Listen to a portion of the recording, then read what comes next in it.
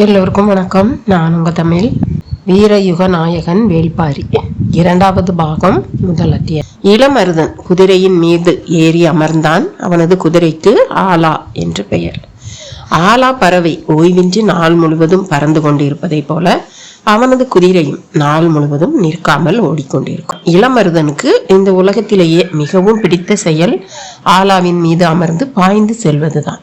அந்த கணம் மனதில் ஏற்படுத்தும் மகிழ்ச்சியை இன்னொன்று அவனுக்கு ஏற்படுத்தாது. நீண்ட தூர பயணத்தை அவன் மனம் எப்பவுமே எதிர்பார்த்து இருக்கக்கூடியது. புறப்படும் நாளுக்காக ஆவலோடு எப்பவும் காத்திருப்பான். அவன் தந்தை மையூர் கிழார் வெங்கல் நாட்டு தலைவன் பாண்டிய வேந்தனுக்கு கட்டுப்பட்ட சிறுகுடி மன்னன். பாண்டிய நாட்டு இளவரசனின் மணவிழா 4 நிகழ்வுகளாக 2 மாத காலம் நடைபெறுகிறது. நிறைவாக நடக்கும் திருமாலை அணியும் விழாவுக்குத்தான் சிறுகுடி மன்னர்கள் அனைவருக்கும் அழைப்பு. மற்ற விழாக்களுக்கு அவர்களுக்கு அழைப்பில்லை. மாமன்னரின் மனதில் தனித்து இடம் பிடித்த சிறுகுடி மன்னர்கள் 8 பேருக்கு தான் இந்த முழு விழாவுக்கான அழைப்பும் கொடுக்கப்பட்டது. புறப்படுவதற்கு இன்னும் காலம் இருந்தது. இந்த நிலையில் நேற்றைய தினம் அரண்மனையில் இருந்து அவசர ஓலை. மணவிழாவுக்காக புதிய மாளிகைகள் கட்டப்பட்டு வருகின்றன. அவற்றின் பணிகளை வேகமாக முடிக்க வேண்டியுள்ளதால் தேர்ந்த கதை வேலைகள் செய்யும் மண்ணீட்டாளர்களை அனுப்ப வேண்டும் எனும் ஓலையைத்தான் கொண்டு வந்தான் அரண்மனையின் முதன்மை அலுவலனான செவியன். வெங்கல் நாடு மதுரைக்கு வெகு தொலைவில் பச்சை மலையின் தென்புற அடிவாரத்தில் இருந்தது. மலையடிவாரத்துல இருந்ததுனால உழவும் செல்வமும் இங்கே ஒருங்கே கிடைச்சு வெங்கல் நாடு செழிப்போட இருக்கு. மர வேலைப்பாடுகளும் மண் வேலைப்பாடுகளும் சிறப்புற செய்யும் எண்ணற்ற கலைஞர்கள் இங்கு உள்ளனர். கட்டிடங்கள் கட்டி எழுப்பும் கொற்றர்களுக்கு இது தாய் நிலம். பெரும் கட்டடங்கள் இவர்களின் கரம் கொண்டே மேலெழும்பின. நுட்பமான கதை வேலைப்பாடுகளை செய்யும் மண்ணீட்டாளர்களும் உருவாகினர். பல ஆண்டுகளுக்கு பிறகு தலைநகர் மதுரையை இப்போதுதான் பார்க்க போகிறான் இளமருதன். மணவிழாவுக்கு வெங்கல் நாட்டின் சார்பில் தர வேண்டிய சிறப்பான பரிசு பொருட்களை தேர்வு செய்வதில் தான் சில மாதங்களாக இவர்கள் மும்முரமாக இருந்தனர். நடக்க போவது இந்த புவியின் மாபெரும் விழா. இந்த விழாவில் கலந்து கொள்ள உலகெங்கிலும் இருந்து அரச குடும்பத்தினர் இறங்க போகின்றனர்.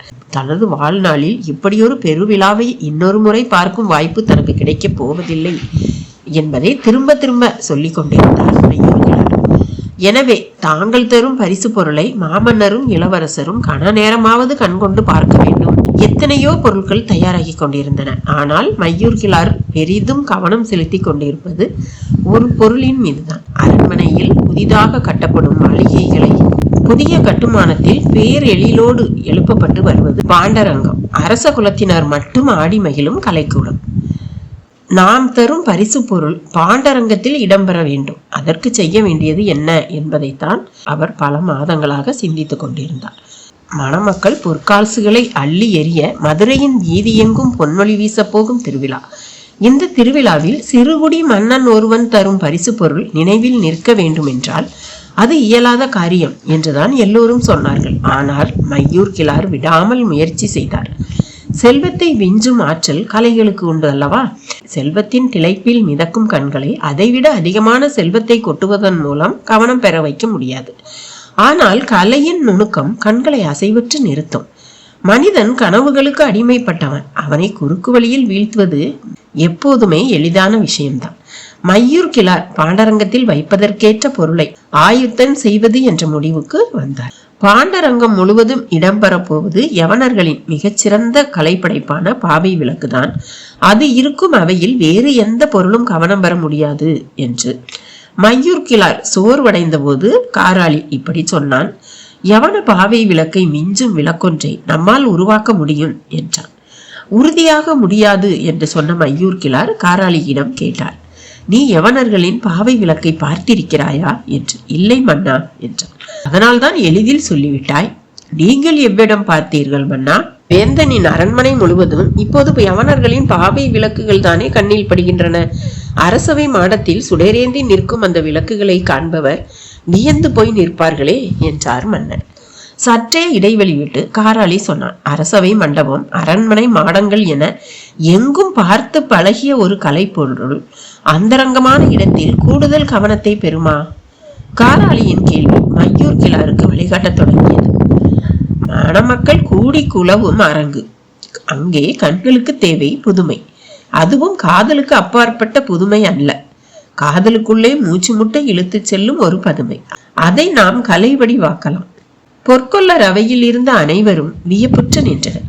மிக சிறப்பான சிந்தனை இப்படி மையூர் கிழாருக்கு பட்டது.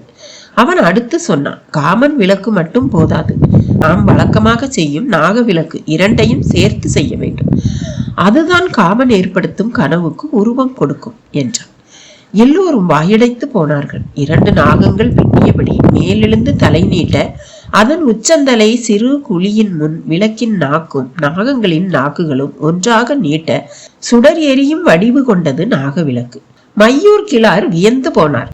காமன் விளக்கை எப்படி செய்வது? காமத்துக்கு வடிவம் கொடுக்க முடியுமா? அது காட்சி வயப்பட்டது அல்லவே, கனவு வயப்பட்டதல்லவா? பூவின் மலர்தலில் வெளியேறும் மனம் போல மனித மலர்தலில் உள்ளுருகும் நிகழ்வு அது. கனவை கண்கொண்டு பார்க்க நினைப்பது அறியாமை, அது கண்ணுள் பார்க்க வேண்டியது. எனவே தங்களுக்குள் மூழ்கும் எண்ணங்களுக்கு வாசல் திறக்கும் வழிமுறைகளை பற்றி சிந்திக்கலானான் காராளி. சட்டங்களால் எல்லா திசைகளிலும் இழுத்து பிடிக்கப்பட்டிருக்கும் தோலில் ஓவியத்தை வரைய தொடங்கினான் காராளி. இந்த படம் மிக அழகாக இருக்கிறது, ஆனால் இதில் என்ன புதுமை இருக்கிறது என்று கேட்டான். ஓவியத்தை சிலையாக்கினால்தான் இதில் உள்ள புதுமை தெரியும் என்றான் காராளி. அவன் வரைந்தது போலவே அழகும் உணர்வும் கொப்பளிக்கும் சிலை வடிக்கப்பட்டது. வலது கையில் விளக்கு ஏந்தி இடது கையில் மலரை மார்போடு அணைத்து நின்றாள் அந்த பெண். அவள் முகத்தருகே வியந்து நிற்கும் ஆண். பெரும் எதிர்பார்ப்புடன் வந்து வார்ப்பு சிலையை பார்த்த மையூர் கிழாரின் முகம் சற்றே வாடியது. அழகாக இருக்கிறது, ஆனால் புதுமை இல்லையே என்றாள். காராளி சொன்னான், அவள் கையில் இருக்கும் அகலில் விளக்கேற்றி பாருங்கள், புதுமை துலங்கும் என்றார். அந்த புதிய விளக்கில் எண்ணெய் ஊற்றி விளக்கேற்றினர். தீச்சுடர் எரிய தொடங்கியது. எல்லோரும் கவனமாக பார்த்தனர். விளக்கின் ஒளி இருவரின் கன்னங்களிலும் பட்டு தெரிப்பதை கண்கள் உற்று பார்க்கையில் காராளி கூறினான், பின்புறம் நீளும் நிழலை பாருங்கள் என்று. பக்கவாட்டில் ஏந்தி நின்ற வலது கையில் தீபம் எரிய தொடங்கியதும் இருவரின் நிழல்களும் ஒன்றின் மேல் ஒன்றாக படர்ந்து ஒற்றை நிழலாக நீண்டது. ஏந்தி நிற்கும் விளக்கின் உயரத்தையும் நிழல்கள் படரும் கோணத்தையும் அவ்வளவு துல்லியமாக வடிவமைத்திருந்தான் காராளி. அதை பார்த்த அனைவரும் மெய்மறந்து நின்றனர். காராளி சொன்னான், அந்தரங்க அவையில் காமன் விளக்கில் சுடர் ஏற்றியதும் அவர்கள் ஒளியின் வழியே நிழலுள் கரைவர். தனது நிழல் எது என பிரித்தறிய முடியாத தவிப்பு இரவு முழுவதும் அவர்களை சூழும். இருக்கும் எண்ணெய் நெருப்பாய் மாறி சுடர்வதை போலத்தான் தங்களுக்குள் இருக்கும் உயிர் பற்றி எரிய ஓர் உயிராய் ஒடுங்குவர். அனைவரும் வாயடைத்து போனார்கள். காராளி தொடர்ந்தான், நிழலை இன்னும் கூர்ந்து கவனியுங்கள் என்றான். அதிர்ச்சியிலிருந்து மீளாதவர்கள் கண்களை அகல திறந்தபடி உற்று பார்த்தனர். தீச்சுடர் அசையும் போதெல்லாம் நீண்டு கிடந்த நிழல்கள் அசைந்து நெளிந்தபடி இருந்தன. இருக அனைத்து புரளும் உருவங்களை அவை நினைவுபடுத்தின. உருவ அசைவுகள் ஆளுக்கொன்றாக தோன்ற தொடங்கின. கனவு ஒவ்வொருவருக்குள்ளும் நிகழ்ந்து கொண்டிருந்தது. எவரும் பேசிக்கொள்ளவில்லை. ஏறக்குறைய ஒரே நிலையை அடைந்தனர். காண்பவரின் கண்களுக்குள் கனவை நிகழ்த்துவதுதான் கலை. காராளி தான் முன்னர் சொன்ன சொற்களை மனதுக்குள் அசைவோட்டபடி நின்று கொண்டிருந்தார். பேச்சற்று நின்றிருந்த மையூர் கிழார் சிறிது நேரம் கழித்து சொன்னார், இந்த விளக்கு எனது வாக்கை காப்பாற்றியது, உனது வாக்கை அழித்து விட்டது என்று. அவர் சொல்வதன் பொருள் யாருக்கும் விளங்கவில்லை. என்ன தவறிழைத்தான் காராளி என மற்றவர்கள் சிந்திக்கலாயினர். மையூர் கிழார் சொன்னார், மிகச்சிறந்த பரிசு பொருளை கொண்டு செல்வேன் என்ற எனது வாக்கை இந்த சிலை காப்பாற்றிவிட்டது. ஆனால் அனுபவம் இல்லாதவன் என்ற உனது வாக்கை இது பொய்யாக்கிவிட்டது என்றார். அரங்கம் சிரிப்பால் நிரம்பியது. காராளி சற்றே தலைவணங்கி சொன்னான், இந்த சிலையின் சிறப்பு வலது கையில் ஏந்தி நிற்கும் விளக்கு அல்ல, இடது கையில் பிடித்திருக்கும் மலர்தான். ஆனால் அது யார் கண்ணுக்கும் படவில்லை. யாரும் அதை பொருட்படுத்தி பார்க்கவில்லை. பெரும் படைப்பை உருவாக்கும் கலைஞனுக்கு ஏமாற்றமே மிஞ்சும். காராளிக்கும் அதுவே மிஞ்சியது. ஆனாலும் யாரேனும் ஒருவரின் கண் அந்த சிறப்பை கண்டறியும் என்ற நம்பிக்கை அவனுக்கு இருந்தது. அகமகிழ்ந்து பாராட்டினார் மையூர் கிழார். மெருகேற்றும் பணியை விரைவில் முடியுங்கள் என்று உற்சாகமாக சொல்லி சென்றார். வேலைகள் முன்னிலும் வேகமாக நடந்தன. இந்த நிலையில்தான் மதுரையிலிருந்து செவியன் ஓலை கொண்டு வந்தான், கொற்றர்களை அழைத்து கொண்டு உடனே வர வேண்டும் என்று. 50 கொற்றர்களோடு இளமருதன் மறுநாள் புறப்படுவதாக முடிவாயிற்று. காராளி செய்து கொண்டிருக்கும் காமன் விளக்கின் பணிகள் முடிவடைய இன்னும் 1 வார காலம் ஆகும். ஆனால் நாளை தனது மகன் வெறுங்கையோடு போனால் நன்றாக இருக்காது. ஏதாவது பரிசு பொருள் கொண்டு போக வேண்டுமே என நினைத்தார் மையூர் கிழார். ஒன்றும் பிடிபடவில்லை. தனித்துவம் இல்லாத பொருளை கொடுத்து விடுவதை மனம் ஏற்கவில்லை. சரி, விடியட்டும் பார்க்கலாம் என்று முடிவு செய்தார். மறுநாள் அதிகாலை மலையடிவாரத்தில் உள்ள தனது நிலத்தின் விளைச்சலை பார்க்க ஒன்றேர் உழவன் சென்றான். காட்டாற்றின் அக்கறையில் இருந்தது அவனது விளைநிலம். இரவு கடும் மழை பெய்திருந்தது. காட்டாற்றில் வெள்ளம் கரை புரண்டு ஓடி இருக்க வேண்டும். இப்போது சற்றே குறைந்திருந்தது. ஆனாலும் ஆற்றை கடக்க முடியாது. கரையில் நின்று பார்த்து கொண்டிருந்தான். அடித்து வரப்பட்ட பெரும் மரத்தின் தூர் பகுதி கரையில் இருந்த பாறையின் இடுக்கில் செருகி நின்றது. அதை பார்த்து கொண்டிருந்த அவனின் கண்களுக்கு மரத்தின் மேல் ஈரத்தில் நடுங்கியபடி அமர்ந்திருந்த 2 சிறு உயிரினங்கள் தெரிந்தது. அருகில் சென்று உற்று பார்த்தான். அவை என்ன உயிரினம் என்று அவனுக்கு புலப்படவில்லை. இதற்கு முன்பு இதை போன்ற ஒரு உயிரினத்தை அவன் பார்த்ததும் இல்லை. அவை ஈரத்துக்கு நடுங்கியபடி இருந்தன. பார்க்கவே மிகவும் கவலையாக இருந்தது. அவை 2ம் குழந்தைகளைப் போல கண்களால் மிரண்டு பார்த்து கொண்டிருந்தன. நீரின் போக்கு அவற்றை பெரும் அச்சம் கொள்ள செய்தது. அவற்றால் சிறிது நகரவும் முடியவில்லை. சற்றே நகர்ந்தாலும் நழுவி நீருக்குள் விழுந்துவிடும் அபாயம் இருந்தது. உழவன் அருகில் சென்று அவற்றை காப்பாற்றலாம் என எண்ணினான். ஆனால் அருகில் சென்றால் கடித்து விடுமோ என்ற பயம் வந்தது. அவை கொடிய நஞ்சாக இருந்தால் என்ன செய்ய முடியும்? எனவே இறங்கி போய் பிடிக்க வேண்டாம். அவையாக கரைக்கு ஏறுவதை போல ஒரு பெரிய கட்டையை எடுத்து கரைக்கும் அவை இருக்கும் கொப்புக்கும் இடையில் பாலம் அமைத்தான். ஆனால் அவையோ அச்சத்தில் நடுங்கியபடி சிறிதும் நகராமல் அப்படியே ஒண்டி போய் நின்றன. துணிந்து நீருக்குள் இறங்கி அவற்றின் பக்கத்தில் சென்றான். அவை 2ம் பயந்து பம்பின. அவற்றை பிடித்து கொண்டு கரைக்கு வந்தான். அவை ஒன்றும் செய்யாமல் அப்படியே இருந்தன. விசித்திர வடிவம் தாங்கிய விலங்கை அவன் நீண்ட நேரம் பார்த்து கொண்டே இருந்தான். குடித்தலைவர் மையூர் கிளாரிடம் கொண்டு போய் கொடுப்போம் என முடிவு செய்து கிளாரின் மாளிகைக்கு வந்தான். அவரோ மகனை கொற்றர்களுடன் மதுரைக்கு அனுப்பும் பணியில் ஈடுபட்டிருந்தார். வாழ்த்து சொல்ல வந்த பாணர் கூட்டமும் ஒன்று அங்கு காத்திருந்தது. மாளிகையின் உள்ளே வந்த உழவன் அந்த புதுமையான விலங்கை பாருங்கள் என்று சொல்லி அவற்றை வெளியே எடுக்க முயன்றான். அவை உழவனை விட்டு வெளியே வராமல் அவனது ஆடைக்குள் ஒடுங்கி பம்பின. அவன் இடுப்பை பிடித்து இழுத்து வெளியே விட்டான். வட்ட வடிவ கண்களால் மிரண்டு மிரண்டு விழித்தன. மையூர் கிளாரும் உடன் இருந்த அனைவரும் இந்த விலங்கை உற்று பார்த்து கொண்டிருந்தனர். யாரும் இதற்கு முன் இவற்றை பார்த்ததில்லை. இவை என்ன வகை விலங்கு என ஆளுக்கு ஒரு விளக்கத்தை அளித்துக் கொண்டிருந்தனர். சற்று தள்ளி நின்ற பாணர் கூட்டத்தின் முதியோன் ஒருவன் எட்டி பார்த்தபடி சொன்னான், இது பரம்பு நாட்டின் தெய்வ வாக்கு சொல்லும் விலங்கு. பெரும் மழையில் அடித்து தரைக்கு வந்து சேர்ந்திருக்கிறது என்று. பாணனின் குரல் வியப்பை ஏற்படுத்தியது. அவற்றின் மீதான வியப்பு இன்னும் அதிகமானது. அதுவரை தள்ளி நின்று பார்த்து கொண்டிருந்த மையூர் கிளார் இப்போது அருகில் வந்து அவற்றை தொட்டு தூக்கினார். அவை அஞ்சி மிரண்டன. புறப்பட வேண்டிய நேரம் வந்துவிட்டதை நினைவுபடுத்த அவரை தேடி வந்தான் இளமருதன். தந்தையின் கையில் புதுமையான விலங்குகள் இருப்பதை பார்த்தான். அவை என்ன விலங்குகள் என்பது அவனுக்கு புரியவில்லை. அவற்றின் தோற்றம் சற்றே அருவருப்பை ஏற்படுத்துவது போல இருந்தது. மையூர் கிளார் சொன்னார், மகனே, நீ எடுத்து செல்ல வேண்டிய பரிசு பொருள்கள் தாமாகவே வந்து சேர்ந்திருக்கின்றன என்றார். இவற்றையா, அருவருப்பு கொண்ட இந்த விலங்குகளையா எடுத்து செல்ல சொல்கிறீர்கள் என்று கேட்டான் இளமருதன். ஆம், பாண்டிய வேந்தன் நிமித்தம் பார்ப்பதில் மிகவும் நம்பிக்கையுள்ளவன். இளவரசனின் மணவிழாவின் போது பரம்பு நாட்டின் தெய்வ வாக்கு விலங்கு மதுரைக்கு வந்து சேர்வதை மிக நல்ல நிமித்தமாக நினைப்பான். எவராலும் கொடுக்க முடியாத பரிசு பொருளை இத்தனை மாதங்களாக தேடி கிடந்தோம் அல்லவா? இதோ உரிய நேரத்தில் தானாக வந்து சேர்ந்திருக்கிறது. இவற்றை நீ கொண்டு செல். 2 வாரங்கள் கழித்து மணவிழாவுக்கு காமன் விளக்கோடு நான் வந்து சேர்கிறேன் என்றார்.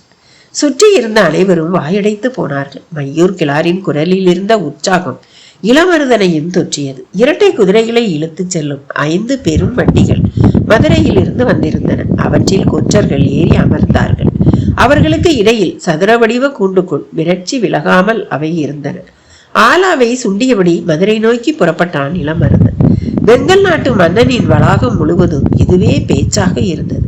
வேந்தனை வியக்க வைக்கும் பரிசு பொருள்களோடு மகனும், இளவரசனை வியக்க வைக்கும் பரிசு பொருளோடு தந்தையும் மதுரைக்குள் நுழைய உள்ளனர். இது வெங்கல் நாட்டுக்கு நல்ல பலனை தரும் என்று அனைவரும் நினைத்தனர். மையூர் கிளாரை பார்த்து பாட வந்த பாணர்கள் பாடாமலேயே பெரும் பொருளை பரிசாக பெற்றனர். நீங்கள் சொன்ன செய்தி ஏற்படுத்தியதை விட பெரும் மகிழ்வை உங்கள் பாடலால் ஏற்படுத்திவிட முடியாது என்று கூறியபடி மையூர் கிளார் அள்ளி வழங்கினார். அவர்கள் அவை நீங்கி வெளியேறினர். முகத்தில் கவலையின் ரேகை படர்ந்திருந்தது. அன்றைய பகல் முடியும் முன் வெங்கல் நாட்டின் எல்லையை கடந்தனர். பேச்சற்ற நெடும்பகலாகவே அது இருந்தது.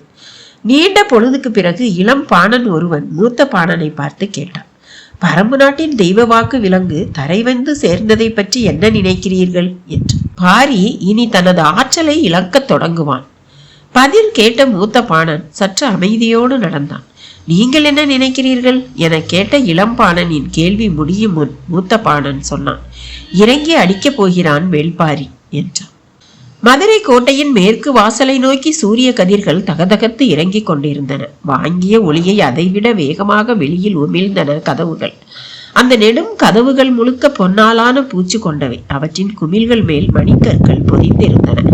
பச்சை நிற பெருங்கல் ஒன்று தன்னை நோக்கி வந்த செம்மஞ்சள் நிற ஒளியை சூர்குடத்தில் உள்வாங்கி சுட்டு சுருக்கி வெளியேற்றியது. அருவியில் நீர் விழுந்து தெரிப்பதைப் போல பொன் பூச்சில் விழுந்து சிதறின செஞ்சூரியனின் ஒளிக்கதிர்கள். பொழுது மறையும் முன்னர் கோட்டைக்குள் நுழைந்தால்தான் உண்டு. கோட்டையின் கதவுகள் மூடப்பட்ட பின் அவற்றை திறக்க வைப்பதெல்லாம் இயலாத செயல். அதை உணர்ந்தே விரைந்தே பயணித்தான் செவியன். அவன் குதிரைதான் முன்னால் போய்கொண்டிருந்தது. அதை அடுத்து இளமருதனின் குதிரை. தொடர்ந்து சற்று தொலைவில் 5 வண்டிகளும் வந்தன. இளமருதன் சிறு வயதில் பார்த்த மதுரையை இப்போது மீண்டும் பார்க்க போகிறான். தொலைவிலேயே கோட்டை சுவர் தெரிய தொடங்கியது. மேற்கு வாசலின் தளபதியை அழைத்து வர சொல்லி பெருங்குரலில் கத்தினான் செவியன். கோட்டை வாயிலில் மேல் மாடத்தில் நின்றிருந்த காவலர்கள் வியந்து பார்த்தனர். வருகிறவர்கள் கோட்டை கதவுகளை திறக்க சொல்லி முறையிடுவார்கள். ஆனால் இவனோ தளபதியை அழைத்து வர சொல்லி ஆணை பிறப்பிக்கிறான். வந்திருப்பவன் மதுரையின் நிர்வாகத்தை நன்கு அறிந்துள்ளான் என்பதை அவனது குரலே சொல்கிறது. மறுசொல் கூறாமல் தளபதியை அழைக்க போனார்கள். இளமருதன் கண்ணிமைக்காமல் பார்த்து கொண்டிருந்தான். மேல் மாடத்தில் வந்து நின்ற மேற்கு வாசல் தளபதி மாரையனிடம் தாங்கள் யார் என செவியன் சொல்லி முடித்தான். கட்டுமான பணிக்கு அழைத்து வரப்பட்டிருக்கும் கொற்றர்களை உடனடியாக உள்ளே அனுப்ப வேண்டும். அரண்மனையில் பணிகள் இரவு பகலாக நடக்கின்றன. இவர்களை நாளை பகல் வரையில் வெளியில் நிறுத்தினால் நாம் தண்டிக்கப்படுவோம் என்பதை உணர்ந்தான் மாரையன். ஆனால் கோட்டை தளபதியின் உத்தரவு இல்லாமல் நெடுங்கதவை திறக்க இயலாது. உடனடியாக அவரை காண விரைந்தான். உடன் 2 வீரர்களும் சென்றனர். மதுரை கோட்டையின் 4 வாசல்களுக்கும் வாசலுக்கு ஒருவர் என 4 வாயில் தளபதிகள் இருக்கின்றனர். இவர்கள் அனைவரும் கோட்டை தளபதிக்கு கட்டுப்பட்டவர்கள். மாலையில் கோட்டை கதவுகள் மூடப்பட்டவை. கோட்டை தளபதி உத்தரவு இல்லாமல் அவற்றை மீண்டும் திறக்க முடியாது. பகலில் இந்த நெடும் கதவை முழுமையாக திறந்து மூடும் அதிகாரம் அவரிடமே இருந்தது. கதவின் கீழ்ப்புறத்தில் மனிதர்கள் வந்து போக ஏற்றதாக சிறிய அளவில் உள்ள பிள்ளை கதவுகளை திறந்து மூடும் அதிகாரம்தான் வாயில் தளபதிகளுக்கு உண்டு. மதுரையின் கோட்டை தளபதி சாகலைவன் வீரத்துக்கும் தந்திரத்துக்கும் பெயர் எடுத்தவன். அவன் கோட்டையின் எந்த திசையில் இருப்பான் என்பதை கீழ்நிலையில் இருக்கும் அதிகாரிகளால் கண்டறிந்து விட முடியாது. அதுவும் இந்த விழா காலத்தில் அவனை கண்டறிவது எளிது அல்ல. மாரையனுக்கு என்ன செய்வது என்று புரியவில்லை. மாலையில் கிழக்கு வாசலில் சாகலைவனை பார்த்ததாக ஒருவர் கூறினார். இங்கிருந்து கிழக்கு வாசலுக்கு செல்வது மிக கடினம். எங்கும் பெரும் திரள் கூட்டம். குதிரையை விரட்டி செல்ல முடியாது. கூட்ட நெரிசலில் சிக்கினால் கிழக்கு வாசலை அடையும் முன்பே விடிந்துவிடும். என்ன செய்வது என்று தெரியாமல் குழம்பி போய் நின்றான் மாரையன். யோசித்தபடியே கூட்டம் குறைவான தென்புற வீதியில் நுழைந்தான். அந்த வீதி திரும்பும் இடத்தில் 2 குதிரைகள் பூட்டப்பட்ட தேர் ஒன்று கண்ணில் பட்டது. முன்னால் 4 பின்னால் 4 8 குதிரை வீரர்கள் ஈட்டியை ஏந்தியபடி சென்று கொண்டிருந்தனர். போய்கொண்டிருப்பது அரசின் உயர் அலுவலர் என்று தெரிந்தது. யாராக இருக்கும் என்பதை அறிந்து கொள்ள விரைந்து சென்றான். அவர் அரசாங்கத்தின் களஞ்சிய தலைவர் வெள்ளி கொண்டார். இந்த பேரரசின் செல்வத்தை கட்டி காக்கும் மாமனிதர். அவரை கண்டதும் குதிரையை விட்டு இறங்கி வணங்கினான். மேற்கு வாயில் தளபதியை பார்த்தவுடன் அடையாளம் கண்டார் அவர். என்ன என்று விசாரித்தார். சூழலை விளக்கி சொன்னான் மாரையன். எந்த ஒன்றையும் காது கொடுத்து கேட்பது எவ்வளவு ஆபத்தானது என்பது கேட்ட பின்புதான் புரியும். வெள்ளி கொண்டாரின் நிலைமையும் அதுவே. அவரை போல உயரிய இடத்தில் இருப்பவர்களின் கவனத்துக்கு ஒரு இக்கட்டு வந்த பின் அதற்கு தீர்வு காணும் பொறுப்பு இயல்பாக அவர்களையே வந்து சேருகிறது. வெள்ளி கொண்டார் போகும் வேலைக்கு குறுக்கே கோட்டை தளபதியை கண்டறியும் வேலையும் வந்து நின்றது. தேரோட்டி திரும்பி பார்த்தான். அவரின் உத்தரவு கிடைக்காததால் தேர் அசைவற்று நின்றது. அருகில் சற்றே இளைப்பாரியபடி நின்றான் மாரையன். இந்த பெரும் கூட்டத்தில் நீ எங்கு போய் கண்டறிவாய்? இரவு முழுவதும் தேடிக்கொண்டே இருக்க வேண்டியதாகிவிடும். எனது தேரில் வந்து உட்கார் என்றார். சற்றே தயக்கத்துடன் தேரில் ஏறி அவர் எதிரில் ஒடுங்கி உட்கார்ந்தான். தேர் புறப்பட்டது. முன் செல்லும் குதிரை வீரர்களை கண்டதும் கூட்டம் தானாக விலகி இடம் கொடுத்தது. மாரையனின் கண்களில் இருந்து மிரட்சி அகலவில்லை. இப்போதே இப்படி என்றால் மணிவிழா தொடங்க இன்னும் 2 வார காலம் இருக்கிறதே, மதுரை எப்படி தாங்கும் என்று யோசித்தான். மணவிழா என்றால் மதுரை தாங்கி இருக்கும். ஆனால் இது வெறும் மணவிழா அல்லவே. என்று சொல்லி நிறுத்தி கொண்டார். மாரையனுக்கு புரியவில்லை. ஆனால் அவரிடம் விளக்கம் கேட்கும் தகுதியும் அவனுக்கு இல்லை. அதனால் அடக்கமாக அவரது முகத்தை பார்த்தான். அவனது பார்வையின் பொருள் புரிந்தது. கொற்கை முத்து இப்போது யவன தேசத்தின் கனவு பொருளாக மாறிவிட்டது. சேரனின் மிளகுக்கு இணையாக வணிக போட்டிக்கு ஏதும் இல்லை என்ற நிலை உடைந்து விட்டது. மிளகும் முத்தும் யவன வணிகத்தில் இணையான இடத்தை பிடித்தன. அதுதான் நேற்று வரை இருந்த நிலை. ஆனால் இந்த திருமணம் வணிக நிகர் நிலையை உடைத்து பாண்டியனை முதல் நிலைக்கு கொண்டு வந்துள்ளது. பாண்டிய இளவரசன் புதிய விற்பன் மணமுடிக்கப் போவது இன்னொரு வேந்தன் மகளாக இருந்திருந்தால் இந்த திருமணம் இரு நாடுகளின் திருவிழாவாகத்தான் இருந்திருக்கும். ஆனால் இன்று அப்படி அல்லவே. இந்த புவியின் பெரு விழாவாக இது மாறி போனது. கடலையும் காற்றையும் அறிந்து இந்த புவியெங்கும் வணிகம் செய்து கொண்டிருப்பவர்கள் 120 வணிகர்கள். அவர்கள் தங்களுக்கு என்று சாத்துக்கள் என்ற அமைப்பை வைத்துள்ளனர். பேரரசுகளை விஞ்சும் செல்வத்தின் நாயகனான சாத்துக்கள் அமைப்பின் தலைவன் இருக்கிறான். அந்த தலைவனை சூழ்கடல் முதுவன் என்ற பெரும் பெயர் கொண்டு அழைக்கின்றனர். அந்த சூழ்கடல் முதுவனின் மகள்தான் மதுரையின் இளவரசனை மணக்கப் போகிறவள். அவளின் பெயர் பொற்சுவை.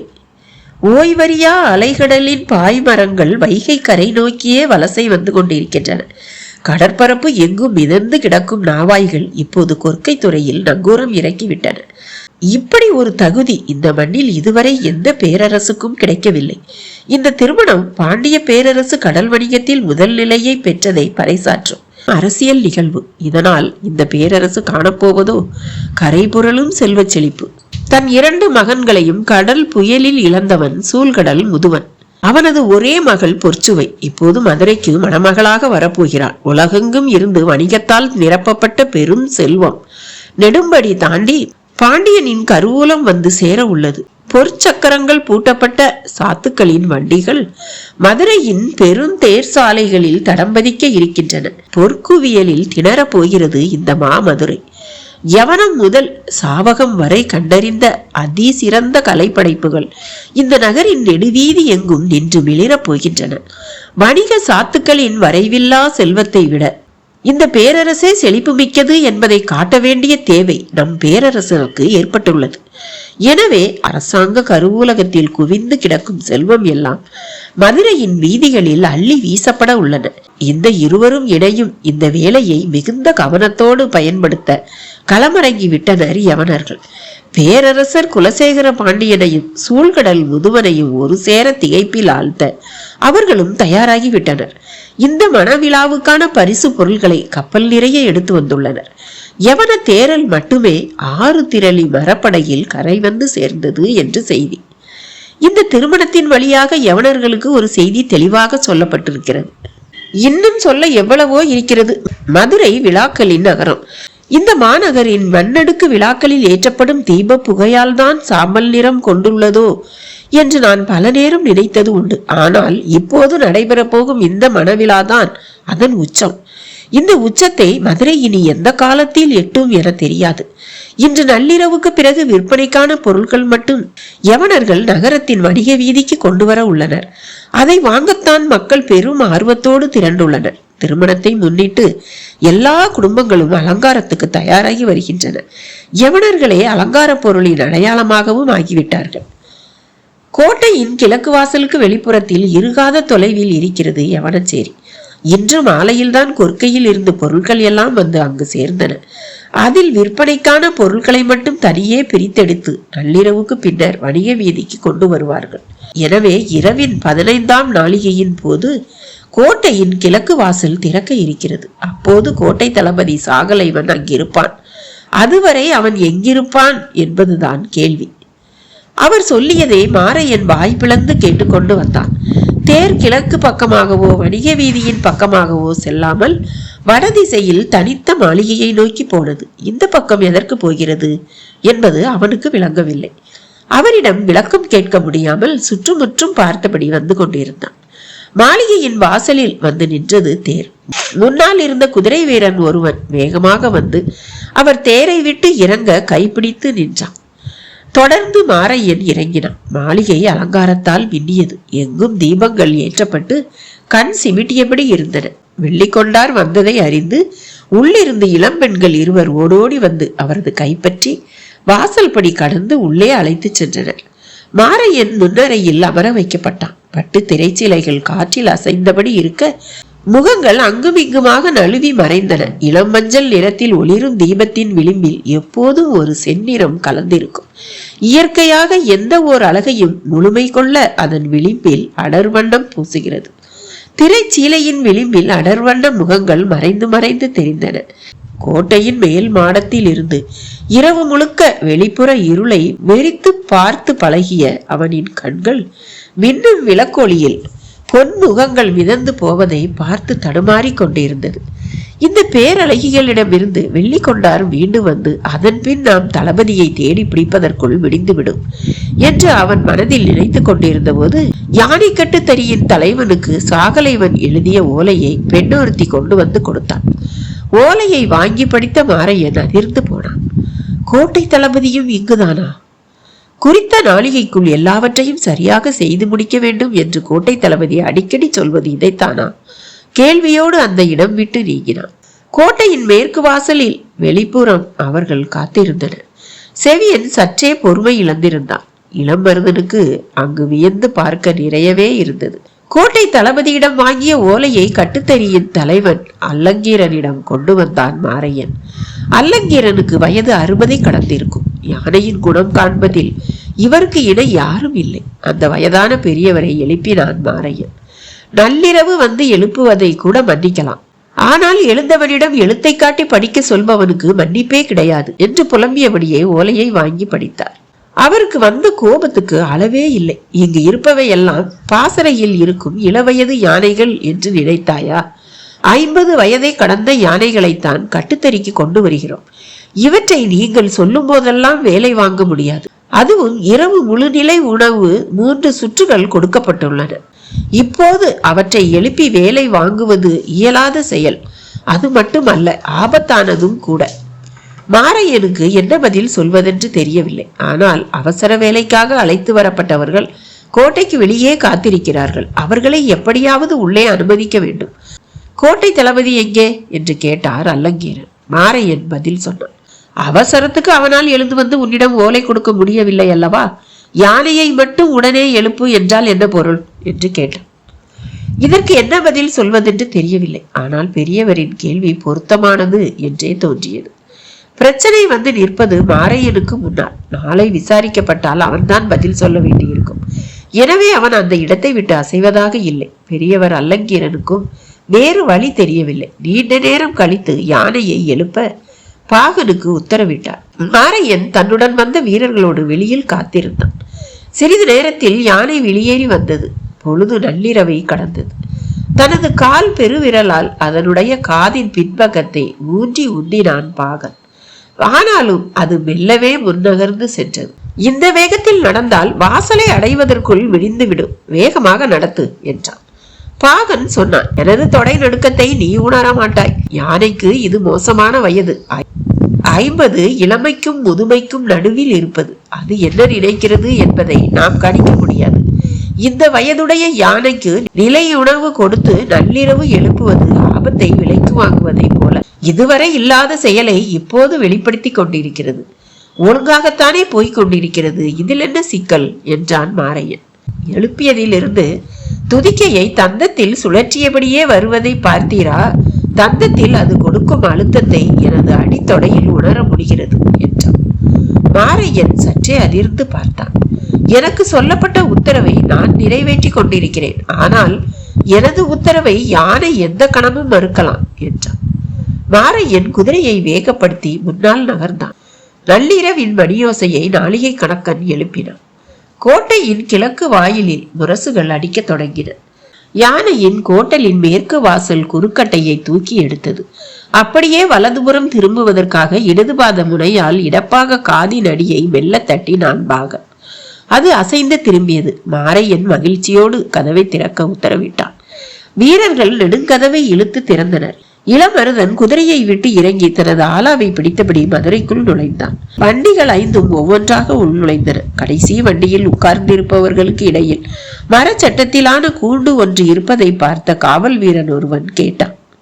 என்ன அது என்று. தெய்வ வாக்கு விலங்கு என்றான் ஒருவன். இன்னொருவன் தேவாக்கு விலங்கு என்றான். காவல் வீரனுக்கு அவன் சொல்வது புரியவில்லை. என்ன பெயர் சொல்கிறீர்கள் என்று மீண்டும் கேட்டான். தேவாங்கு என்றான் இன்னொருவன். கோட்டைக்குள் நுழைந்ததும் அவை இரண்டும் மிரண்டு பார்த்து கண்களை உருட்டின. மாரையன் பெருமூச்சு விட்டான். பாகனுக்கு உள்நடுக்கம் பல மடங்கு அதிகமானது. குறுக்கு கட்டையை தூக்கிய பின் அது அமைதியாக நடந்து கொண்டே இருந்தது. அவனது கால்கள் இரு காதுகளுக்கு அடியில் அனைத்து உத்தரவுகளையும் கொடுத்து விட்டன. அது எதையும் பொருட்படுத்தாமல் சென்று கொண்டே இருந்தது. அந்த பெரும் குறுக்கு தடி அதன் தந்தங்களின் மேல் லாபகமாக உட்கார்ந்திருந்தது.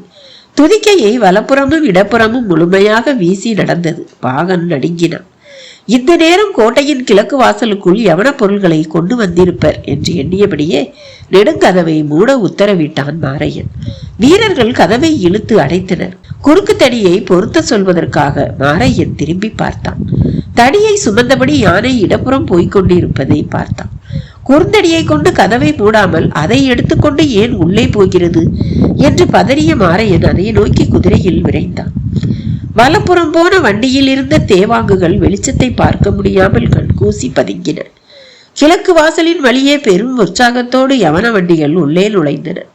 தனது உத்தரவை மறுக்கும் யானை என்ன செய்ய போகிறது என தெரியாமல் பாகன் பதைபதைத்துக் கொண்டிருந்த போது யானைக்கு பின்னால் இருந்து விரைந்து வந்த மாரையன் சற்றும் எதிர்பாராமல் குறுக்கிட்டான். அதிர்ந்த பாகனின் முகத்துக்கு நேரே ஓங்கிய துதிக்கை வந்து சென்றது. உள்ளறை ஒன்றில் படுத்திருந்த இளமருதன் கண் விழித்த போது விடிந்து நெடுநேரம் ஆகியிருந்தது.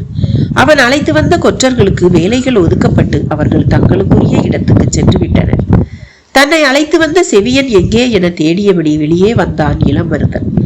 அவனது கண்கள் வியப்பில் மூழ்கின. தாமரை முண்டுகள் போல அடுக்கடுக்காக குவிந்து நிற்கும் புதிய மாளிகைகள் கதிரவனின் ஒளிபட்டு வெண்பஞ்சு போல் ஒளிர்ந்து கொண்டிருந்தன.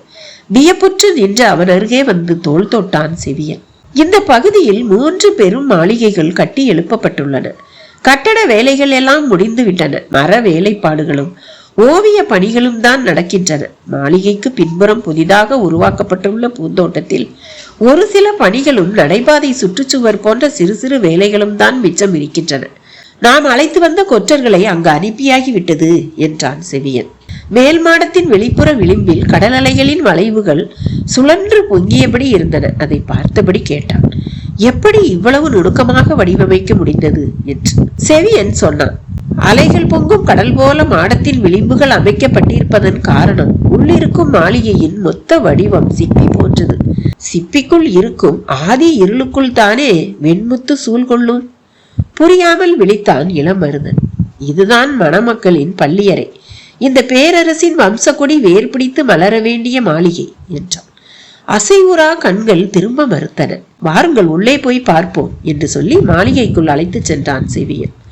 உள்ளே மகத நாட்டு இளைஞர்கள் நெடும் கதவுகளை இழைத்து பொருத்தும் பணியை செய்து கொண்டிருந்தார்கள்.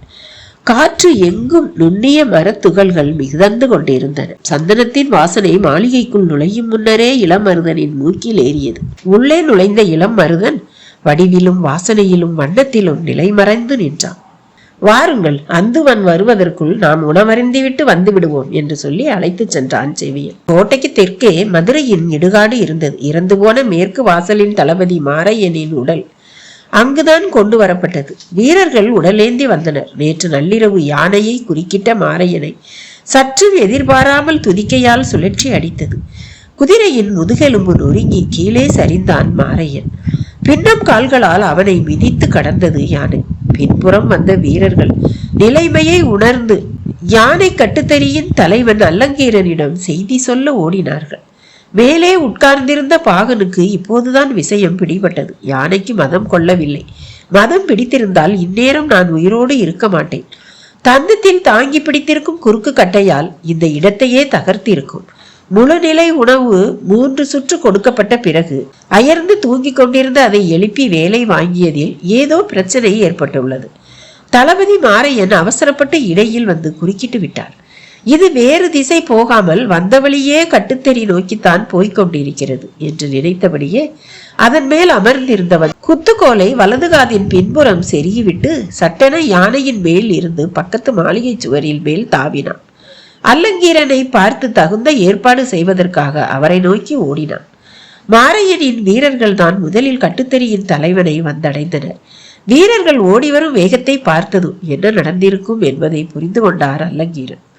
தளபதியை மிதித்து கொன்று விட்டது என பதைபதைத்து சொன்னார்கள். உடனடியாக 3ஆம் தரியில் இருந்த யானைகளை எழுப்ப உத்தரவிட்டார். எத்தனை 100 யானைகளை பழக்கியவன் அல்லங்கீரன். போர்க்களத்தில் எதிரிகளின் யானைப்படையை சிதைக்க எத்தனையோ முறை வழிவகுத்தவன்.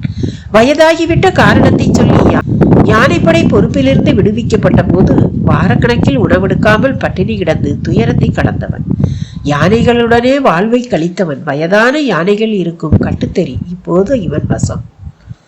யானைகளால் ஏற்படும் சவால்களை எதிர்கொள்ளும் பொழுதுகளில் அவனது ஆளுமையை கண்டு நாடே நடுங்கி இருக்கிறது. இப்போது உடல் மிகவும் தளர்ந்து விட்டது. ஆனாலும் சவாலை சந்திக்க தயாரானான். நிலைப்படை வீரர்கள் அலையலையாக யானையின் பின்னால் வந்து கொண்டிருந்தனர். அவர்கள் கோட்டையின் உள்பக்கமாக போகாமல் கட்டுத்தறியை நோக்கியே நடந்தனர். வீரர்கள் பாதுகாப்பாக தொலைவில் பின்தொடர்ந்தனர். குறுக்கு தெருக்களின் வழியாக விரைந்தோடி வந்த பாகன் கட்டுத்தறியை அடைந்த போது அல்லங்கீரன் அங்கு இல்லை. செய்தியை கேட்டு யானையை மறிக்க போய்விட்டார் என்பதை உணர்ந்தான். அவர் போன திசை நோக்கி ஓடினான். யானைக்கு மதம் பிடிக்கவில்லை, கட்டுப்பட மறுக்கிறதே தவிர கட்டுப்பாடை மீறவில்லை. வலது காலில் இருக்கும் காயங்களை நோக்கி கட்டுகளை வீசி இறுக்கிவிட்டால் அது அசையாமல் நின்றுவிடும். இதை அவரிடம் சொல்லத்தான் விரைந்து வந்தான். ஆனால் அதற்குள் எல்லோரும் போய்விட்டார்கள். அதற்கு மதம் பிடித்து விட்டது என கருதி அதை வீழ்த்த போகிறார்கள். எப்படியாவது அந்த செயலை தடுக்க வேண்டும் என பதறியபடி யானையை நோக்கி ஓடினான் பாகன். யானை வந்து கொண்டிருக்கும் வீதியை அடைந்தான் அல்லங்கீரன். கொடுக்கு போல் மேல் தூக்கி இருந்த அதன் அடிவாளை கொண்டுதான் மதத்தை கணக்கிட முடியும். வந்தவுடன் அடிவாளை பார்க்க முயன்ற போது மேலே பாகன் இல்லை என்பது தெரிந்தது. அவனை யானை கொன்றுவிட்டது என்ற முடிவுக்கு அவர் போனதால் மேல் தூக்காமல் இருந்த அடிவாளை அவரது கண்கள் காணவில்லை. மத யானையை எதிர்கொள்வதற்காகவே பயிற்சி பெற்ற வீரர்கள் துல்லியமாக தாக்குதலை முன்னெடுத்தார்கள். பாண்டிய பேரரசு யானை போர்களிலும் மத யானையை அடக்கும் உத்திகளிலும் நிகரற்றதாக இருந்தது. மதுரையில் மாபெரும் விழா நடக்கும் நேரம். சற்றே பிசகு ஏற்பட்டாலும் பெரும் இழப்பில் முடிந்துவிடும். எனவே தாமதிக்க வேண்டாம் என முடிவெடுத்தார் அல்லங்கீரன். அதை போகவிட்டு சரியாக ஒரு நார்ச்சந்தியில் யானைகளோடு மறித்தார். ஒரே நேரத்தில் யானைகள் 4 பிளிரி கொண்டு துதிக்கையை தூக்கியபடி அதை நோக்கி முன்னகர்ந்தன. அவற்றின் தந்தங்களின் முனையில் பளிச்சிடும் பூண்களும் குத்தீட்டிகளும் மாட்டப்பட்டிருந்தது. அந்த அடர் இருட்டில் என்ன நடக்கிறது என்பது யாருக்கும் புரியவில்லை. பிளிரலின் பேரொலி மேலெழுந்த போது அது குறுந்தடியோடு மண்ணில் சரிந்தது. மற்ற நாட்களில் இது நடந்திருந்தால் இந்த பேரோசை கேட்டு மொத்த நகரமும் விழித்திருக்கும். ஆனால் விழா கொண்டாட்டத்தில் நகரம் திளைத்துக் கொண்டிருந்ததால் அங்கு எதிரொலிக்கும் பேரொலிக்கு நடுவில் யானைகளின் பிளிரல் கொண்டாட்டத்தின் பகுதியாக காற்றில் கரைந்தது.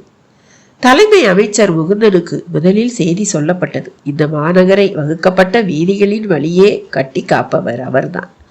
மணவிழா திருநாளுக்காக எங்கும் மங்கள பேரொளி நிரம்பியிருக்கும் நாளில் இப்படி ஒரு செய்தியை கேட்டு மனிதர் நடுங்கி போனார். இந்த செய்தி பரவாமல் உடனடியாக கட்டுக்குள் கொண்டு வந்தார். விடுவதற்குள் எல்லாவற்றையும் அப்புறப்படுத்த உத்தரவிட்டார். பெரும் மர வண்டியில் யானையை இழுத்து ஏற்றினர். முன்னும் பின்னுமாக யானைகளே இந்த வண்டியை இழுத்தும் தள்ளியும் கொண்டு சென்றனர். அந்த இடத்தில் மண்ணை கொட்டி குருதியை மூழ்கடித்தனர். இரவோடு இரவாக வேலையை முடித்தனர். ஆனாலும் விதிகளின்படி விசாரணை உண்டு என்பது எல்லோருக்கும் தெரியும். திருமணத்தை முன்னிட்டு நாளை பெருங்கணியர் திசைவேளர் அரண்மனைக்கு வரவிருக்கிறார். அவர் வருவதற்குள் ஓவிய பணிகளை முடித்து வைக்க வேண்டும். வரையப்பட்டவை எல்லாம் சரியாக இருக்கின்றனவா என பார்ப்பதற்காக அந்துவன் புதிய மாளிகையை நோக்கி வந்து கொண்டிருந்த போது அவரது வரவை எதிர்நோக்கி காத்திருந்தனர் செவியனும் இளமருதனும். அந்துவன் வந்ததும் இளமருதனை அவருக்கு அறிமுகம் செய்து வைத்தான் செவியன். இளமருதன் அவரை வணங்கினான். அவனது வணக்கத்தை ஏற்றுக்கொண்டதன் அடையாளமாக தலையை மெல்ல அசைத்தபடி நடந்தார் அந்துவன். புதிய மாளிகைகள் குறித்து இளமருதன் தனது வியப்பை அவரிடம் வெளிப்படுத்தியபடி உடன் நடந்தான். அப்போது செவியன் சொன்னான், கணியரே, 3ம் வெவ்வேறு விதமான மாளிகைகள். ஆனால் மேற்கூரை ஓவியத்தை மட்டும் ஏன் ஒன்று போல வரைந்திருக்கிறீர்கள் என்று. 3ம் வெவ்வேறானவைதானே என்றார் அந்துவன். இல்லையே, ஒரே மாதிரி தானே இருக்கின்றன என்றான் செவியன். வானத்தில் உள்ள வேறுபாடுகளை அறிய சற்றே வானறிவு வேண்டும். வாருங்கள், என்ன வேறுபாடு என்று உங்களுக்கு சொல்கிறேன் என்று சொல்லிக்கொண்டே மாளிகைக்குள் நுழைந்தார். அந்துவன் பின்னாலேயே இருவரும் நுழைந்தனர். கார்காலத்து மாளிகையின் மேற்கூரையை காட்டினார். இதில் மதி எவ்விடம் இருக்கிறது பார்த்தீர்களா? மேற்கூரையின் இடது பக்கம் இருக்கிறது என்றான் செவியன். நான் இடம் என சொன்னது காலத்தை. வானில் நிறைமதி எந்த விண்மீன் கூட்டத்தோடு இணைந்து நிற்கிறதோ அந்த விண்மீன் பெயரில்தான் அந்த மாதத்தை அழைக்கிறோம். அங்கு பாருங்கள், 6 முத்துக்களை போல மின்னிக் கொண்டிருப்பவைதான் கார்த்திகை விண்மீன் கூட்டம். அதோடு மதி நிற்பதால் இது கார்த்திகை மாதம். மதி நிற்கும் இடம், விண்மீன் கூட்டம் இருக்கும் இடமும் பிற கோள்கள் நிற்கும் இடமும் வானியல் கணக்குப்படி அமைக்கப்பட்டுள்ளன. திகிரி கணக்கு, அதாவது வானியல் கணக்கு அறிந்தவர்கள் இந்த ஓவியத்தை பார்த்தால் எந்த ஆண்டு, எந்த மாதம், எந்த நாளை இந்த ஓவியம் குறிக்கிறது என்பதை துல்லியமாக சொல்லிவிடுவார்கள். மேற்கூரையின் வட்டத்துக்குள் இருப்பது ஓவியம் அல்ல, காலம். இளவரசர் புதிய வெப்பன் பிறந்தபோது வானத்தில் 4 மீன்களும் கோள் மீன்களும் இருந்த அமைப்பு இதுதான். படுக்கையில் சாய்ந்து பார்க்கும்போது அவரது கண்கள் நேரடியாக இதைத்தான் பார்க்கும். மதியும் விண்மீன்களும் விண்கோள்களும் இதே அமைப்புக்கு மறுபடி வர 60 ஆண்டுகள் ஆகும். காலத்தின் முழு வட்டம் எல்லா காலங்களிலும் ஒளி வீசிக்கொண்டுதான் இருக்க போகின்றன. அதை போல் என்றென்றும் ஒளி வீசக்கூடிய வாழ்வை நீ அமைத்துக்கொள் என்று காலம் அவருக்கு ஒவ்வொரு இரவும் சொல்லும் என்றான். அத்துவனின் விளக்கத்தை கேட்டு மெய் சிலிர்த்து நின்றான் செவியன். மேற்கூரையை அண்ணாந்து பார்த்தபடி இருந்த இளமருதனுக்கு பேச இயலவில்லை. சற்று நேரம் கழித்து அந்துவன் சொன்னார். வேநீர்கால மாளிகையின் மேற்கூரையில் இருக்கும் கால அமைப்பு இளவரசியார் பொற்சுவை பிறந்தபோது நிலை கொண்டிருந்த வானியல் அமைப்பு என்றார். 3வது மாளிகையான பாண்டரங்கத்துக்குள் நுழைந்தனர். இது யார் பிறந்த கால அமைப்பு என்று கேட்டான் செலியன். அதுதான் எனக்கும் தெரியவில்லை. நாள்களும் கோள்களும் இந்த இடத்தில் இருக்க வேண்டும் என திசைவேளர் குறித்து தந்தார். அதன்படி வரைந்துள்ளேன். இது என்ன அமைப்பு என்று இப்போது வரை எனக்கு விளங்கவில்லை என்றார் அத்துவன். நாளை அவர் வரவிருக்கிறார். இதில் என்ன குறைகள் அவர் கண்களுக்கு தெரிய போகின்றனவோ என்றவரின் குரலில் பதற்றத்தை உணர முடிந்தது. சொல்லிக்கொண்டே அந்துவன் வெளியே மாடத்தை பார்த்தபோது அங்கு வட்ட வடிவில் செய்து வைக்கப்பட்டிருந்த திகிரி மேடையின் மேல் நார்ச்சதுர கூண்டு ஒன்று வைக்கப்பட்டிருந்தது. அதை பார்த்ததும் பதறிப்போன அவர், அதை தூக்கி கீழே எறியுங்கள் என கத்தியபடி அதை நோக்கி விரைந்தார். அவ்வளவு நேரம் அவர் சொன்னதை வியந்து கேட்டுக்கொண்டிருந்த இளமருதன் அவர் கத்தியதால் ஓடி போய், ஐயா பொறுத்து கொள்ளுங்கள், நான் கொண்டு வந்த கூண்டுதான் இது என்று சொல்லிக்கொண்டே கூண்டை தூக்கி கீழே வைத்தான். அந்துவனின் கண்கள் சிவந்தன. என்ன இது அருவருப்பான விலங்கு? இதை கொண்டு வந்து ஏன் இதில் வைத்தாய்? இது என்ன மேடை தெரியுமா? எதற்காக அமைத்திருக்கிறோம் தெரியுமா? இப்படி இதை கரைப்படுத்தி விட்டாயே என்று கோபப்பட்டார். இளமருதன் அவரை வணங்கி மீண்டும் மீண்டும் மன்னிப்பு கேட்டுக்கொண்டான். பணியாளர்களை வரவழைத்து திகிரி மேடையை தூய்மைப்படுத்த சொன்னார். அவர்களும் வேக வேகமாக செய்தனர். செவியனுக்கு என்ன சொல்வதென்று தெரியவில்லை. தேவாங்க இருக்கும் கூண்டை எங்கு வைக்க என்று இளமருதன் கேட்டபோது, மாளிகையை விட்டு வெளியே தனித்திருக்கும் அந்த மேடையின் மீது வையுங்கள் என்று சொன்னது அவன்தான். வெளியிலிருந்து வந்துள்ள ஒருவன் செய்துவிட்டான் என்பதால் அவரது கோபம் இந்த அளவுக்கு இருக்கிறது. இதை வைக்க சொன்னது நான் தான் என்பது தெரிந்தால் அவ்வளவுதான் என்று மனதில் நினைத்து கொண்டு பேச்சை திருப்ப, இந்த அழகிய வட்ட வடிவ மேடையை எதற்காக மாளிகையை விட்டு வெளியே அமைத்துள்ளார்கள் என்று கேட்டான். சற்றே கோபம் தணிந்த அந்துவன், இது சக்கரவாக பறவைக்கான மேடை. பறவைகளின் இளவரசி சக்கரவாக பறவை என்று சொல்லுவார்கள். வரப்போகும் பாண்டிய நாட்டு இளவரசியார் பொற்சுவையின் செல்ல பறவை அதுதானா? இது உண்மையில் பறவைகளின் இளவரசி அல்ல, வணிகர்களின் இளவரசி. கால மாற்றத்தை கணித்து சொல்லும் பறவை அது. கார்காலத்துக்குள் காற்று தொடங்கும் போது உலகின் எந்த திசையில் இருந்தோ இது வந்து விடுகிறது. இது வந்துவிட்டால் காற்றின் திசையும் மழையின் தொடக்கத்தையும் கடலில் மிதக்கும் வணிகர்கள் அறிவார்கள். மழையோடு வந்து மழை நீரை மட்டுமே அருந்தி உயிர் வாழும் வியப்பு தரும் இந்த பறவை மழைக்காலம் முடிந்ததும் புறப்பட்டு மீண்டும் கடலுக்குள் போய்விடுகிறது. இளவரசியார் இந்த பறவையோடு தான் வந்து கொண்டிருக்கிறாராம். அந்த பறவைக்கான கூண்டு வைக்கும் மேடை ஒன்றை செய்ய சொன்னார்கள். அது கார்காலம் முடிந்ததும் பறந்து செல்லும் திசையை நோக்கி 6 மரங்களால் வட்ட வடிவில் அந்த திகிரி மேடையை அமைத்துள்ளேன். அதில் போய் இந்த விலங்கை வைத்து விட்டீர்களே என்று கோபப்பட்டவர் தேவாங்கை பார்த்தபடியே கேட்டார். என்ன விலங்கு இது? இதற்கு முன்னால் நான் பார்த்ததில்லையே, எதற்கு இதை கொண்டு வந்துள்ளீர்கள் என்று. தேவாங்கு என்று அதன் பெயரை சொன்ன இளமருதன் இதை கொண்டு வந்ததன் காரணத்தை சொல்ல வாயெடுத்தான். ஆனால் சட்டென்று நிறுத்தி கொண்டான். பாரிக்கு தெய்வ வாக்கு சொல்லும் விலங்கு இது. இதை மாமன்னருக்கு பரிசு பொருளாக கொண்டு வந்துள்ளோம். இதை பார்த்ததும் மாமன்னர் அடைய போகும் மகிழ்ச்சி அளவற்றது. இதை மாமன்னரிடம்தான் சொல்ல வேண்டும்.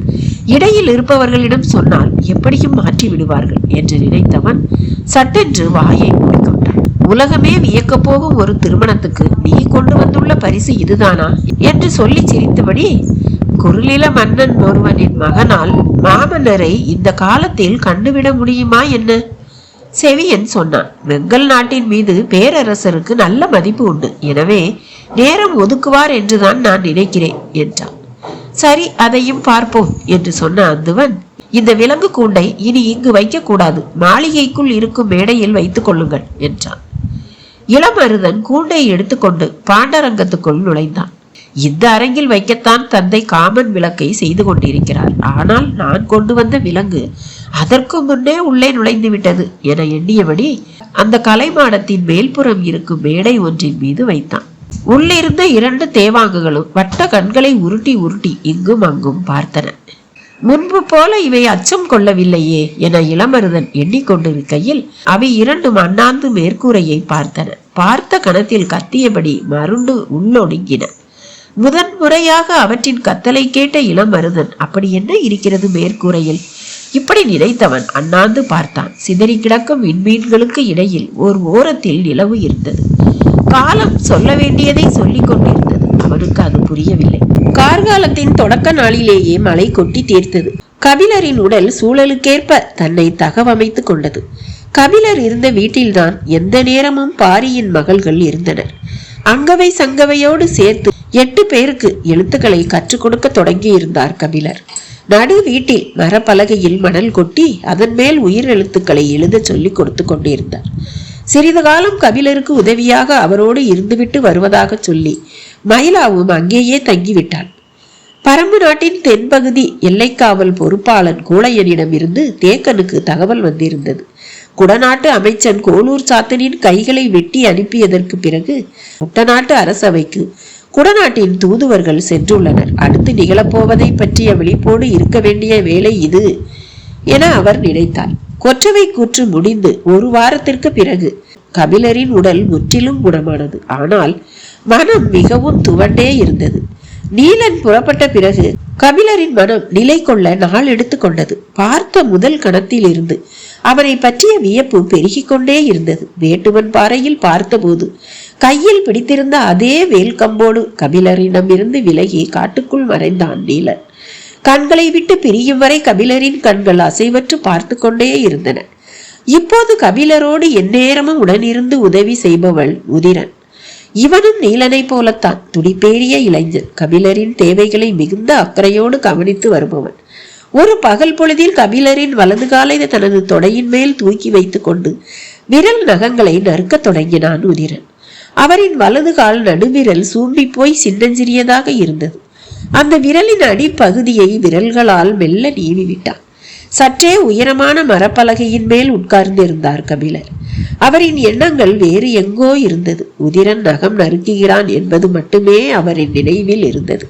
சூம்பிய விரலுக்கு உணர்ச்சி இல்லாததால் அவன் அந்த விரலின் அடிப்பாகத்தை நீவி விட்டு கொண்டிருப்பதை அவரால் உணர முடியவில்லை. பரம்பு நாடே ஒரு தாய் போல் இருக்கிறது. அழிந்த இனங்களை வாழ துடிப்பவர்களை, எங்கெங்கோ இருந்து வந்து சேர்ந்தவர்களை எல்லாம் அள்ளி அணைத்து கொண்டுள்ளது.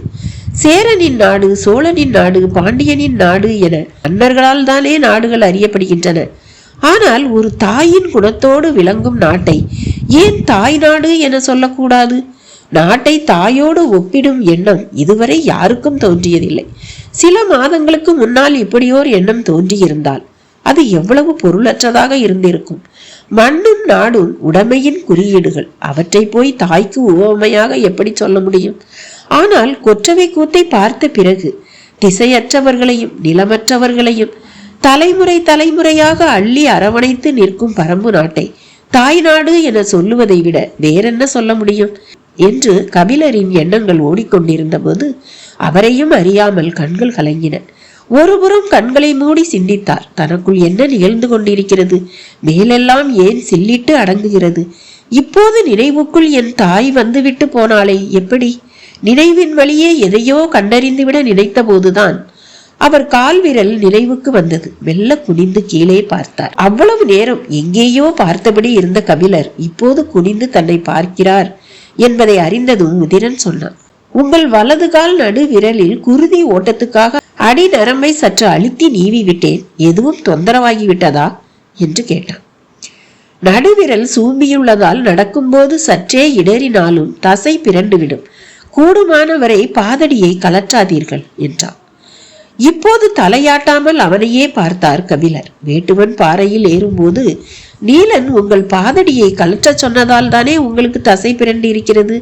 காட்டில் பிடித்து நடப்பதை போன்ற வடிவில் ஒரு பாதடியை செய்து தர ஏற்பாடு செய்கிறேன் என்று சொல்லியபடி விரலின் அடிப்பாகத்தை அழுத்தி நீவி விட்டான் உதிரன். கபிலரின் கண்கள் கலங்கின. அதை கவனித்த உதிரன், வலி ஏற்படுவது போல மிகவும் அழுத்தி விட்டேனா என்று பதட்டப்பட்டு கேட்டான். இல்லை, சிறு வயதில் என் தாய் அந்த விரலின் அடி நரம்பை இளம் சூட்டு எண்ணெய் தொட்டு அழுத்தி நீவி விடுவாள். அப்போது ஏதாவது ஒரு தருணத்தில் அந்த விரலை நான் உணர்ந்து இருக்கிறேன். மற்ற நேரங்களில் அதை நான் உணர்ந்ததே இல்லை. எத்தனையோ ஆண்டுகள் ஓடிவிட்டன. எவ்வளவோ நிலப்பரப்புகளை நடந்தே கடந்திருக்கிறேன். பல்லாண்டுகளுக்கு பிறகு சட்டென இப்போது ஒரு கணம் அந்த விரலை நான் உணர்ந்தேன்.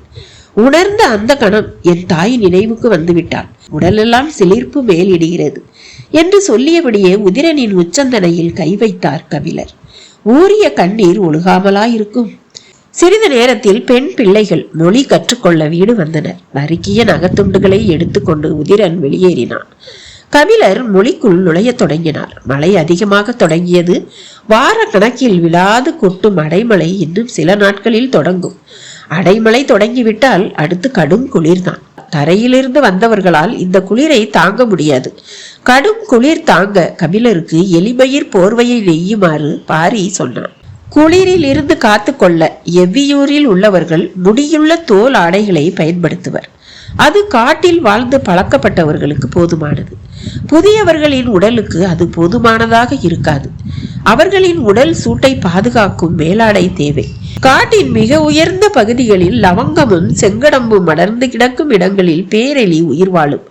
இது பூனையை விட அளவில் பெரியது. பஞ்சினும் மெல்லிய மயிர்களை உடையது. பொங்கும் புகை போல பொசு பொசுவென இருக்கும். இதன் மயிர்களால் உருவாக்கப்படும் போர்வை உடலுக்கு மிகுந்த கதகதப்பை தரும்.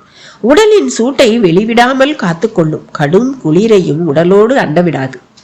கபிலருக்கு எலிமயிர் போர்வையை நெய்ய தேவையான எலிகளை பிடித்தாக வேண்டும்.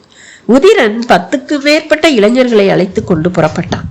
கபிலர் தானும் உடன் சென்று வருவதாக பாரியிடம் கூறினார். பேரெலி உயரமான கரும்பாறை இடுக்குகளில் தான் இருக்கும். இளைஞர்கள் மிக விரைந்து செயல்பட்டால் தான் அதை பிடிக்க முடியும். நீங்கள் அவர்களை பின்தொடர்வது கடினமாயிற்றே என்றான் பாரி. நான் என்ன விரட்டியா பிடிக்கப் போகிறேன்? பிடிக்கப் போகிறவர்களை பின்தொடரப் போகிறேன் என்றார். முன்னேறுவதை விட கடினமானது பின்தொடர்வது என்றார். பின்தொடர முடியாத அளவுக்கு நான் தளர்ந்து விடவில்லை. எனக்கு வயதாகி விடவும் இல்லை. சின்ன சிரிப்புடன் பாரி சொன்னான். மழைக்காலம் அல்லவா, பாறைகள் வழுக்கும், எதனால் சொல்ல வந்தேன் என்றான். எப்படி சொன்னாலும் நீ சொல்ல வரும் செய்தி அதுதானே என்றார் கபிலர். நான் பதில் சொல்லவில்லை என்றால் உங்கள் வினாவே விடையாகிவிடும். என் தோழன் அவனது சொல்லாலேயே கண்டறியப்பட்டு விடக்கூடாதல்லவா? எந்த பக்கம் போய் மறித்தாலும் தப்பித்து கொண்டு போகும் வல்லமை கொண்டது என்று உதிரன் சொன்னது பேரெலியை மட்டும்தான் என நினைத்து விட்டேன். பாரி சிரித்துக்கொண்டே கபிலரை கட்டி அணைத்தான். இருவரும் புறப்பட்டனர். ஆதிமலையின் குறிப்பிட்ட திசை நோக்கி இளைஞர்கள் வேகமாக சென்றனர். சூரிய ஒளி நற்பகல் வரைதான் தெரியும். அந்த பொழுதுக்குள் பிடித்தால்தான் உண்டு. நாளொன்றுக்கு 2 பிடிப்பதே கடினம். ஒரு போர்வை செய்ய குறைந்தது 20 எலிகளையாவது பிரித்தாக வேண்டும். உதிரன் சரசரவன பாறைகளில் ஏறி போய்கொண்டிருந்தான். மிகச் சிறிய நேரம்தான் அவர்களை பின்தொடர்ந்தனர். அதன் பிறகு பின்தொடர்தலுக்கு வாய்ப்பில்லாமல் போய்விட்டது.